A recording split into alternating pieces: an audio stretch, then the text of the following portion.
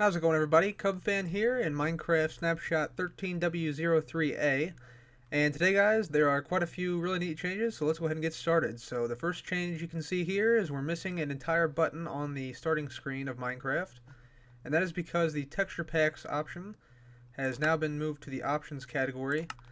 And what this means is you can now change texture packs in-game. Okay, everybody, so we have two new changes to command blocks to start off with this week. So if we have a command such as this, and then we put a comparator behind the command block, the comparator will actually output a redstone signal whenever the command block command has executed successfully.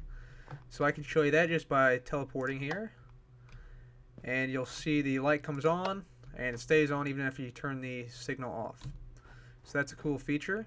Also, we have a new argument here, /test4, and what this does is this will test for players within a radius of 3 here. So you'll see when I flick this and I'm outside of a radius of 3, that lamp does not come on. But if I come within 3 blocks of the command block here, I flick that and the light switches on. So that's a great new feature for command blocks and will be insanely useful for map makers of all types. And we also have a few new items this week. The first of which I'll show you is the minecart with hopper. That's crafted with a minecart and a hopper. Pretty simple.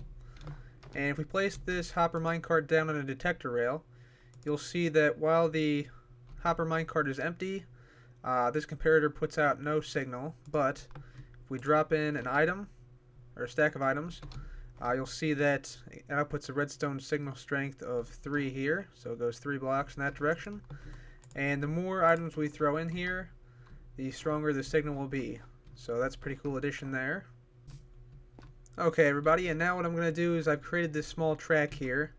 I'm just going to throw some items onto it, just like so. We'll place a few here and there, and a few down there. There we go, should be good enough. And then I'm going to place this hopper minecart down at the end, and watch what happens when this hopper minecart passes over some of these items on the track.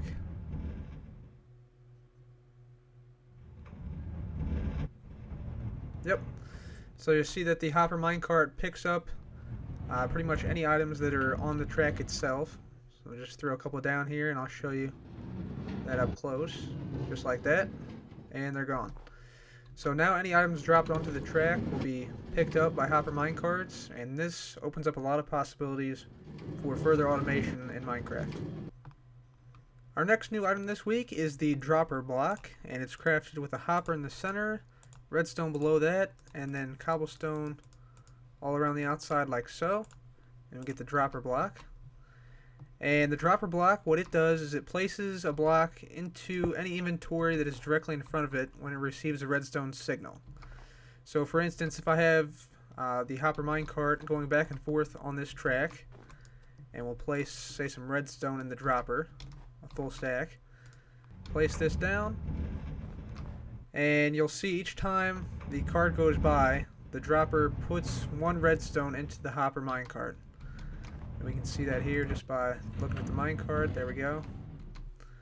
So yeah, this opens up a huge amount of possibilities for automation as well. So it's pretty cool to see this.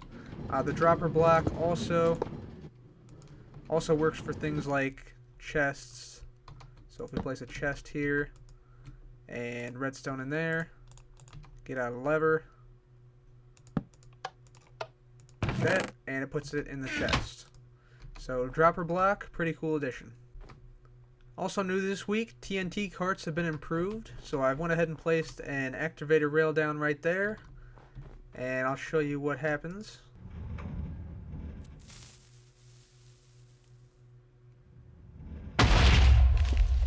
So as you can see, when a TNT cart now detonates on rails, it leaves the rails and the supporting blocks behind. It still destroys all the redstone and everything around it, but not those supporting blocks nor the rails. And one small feature that's really nice to have now is that we can now place quartz blocks not only up and down vertically, but we can also place them like wooden logs and place them on their side. Alright everybody, so the next change is to skeletons. And they've made skeletons slightly more difficult, in that the closer you get to them, the faster the skeleton's firing rate is. So right now he's firing at a pretty slow but consistent rate, but if I run up to him, you'll see him start to increase the rate that he fires at. Yep, definitely a lot faster right here. So that's a pretty interesting change. In addition to skeletons, zombies were also made more difficult. So if we spawn a few in here, you'll see they catch on fire. But we can also catch on fire now from these zombies. So zombies sort of become like a kamikaze mob in that sense. Also with zombies now, if you shoot a zombie from far away with an arrow, he will become aggravated from farther away than other mobs would. And also you can see they now attack in hordes. So the zombie apocalypse has now begun.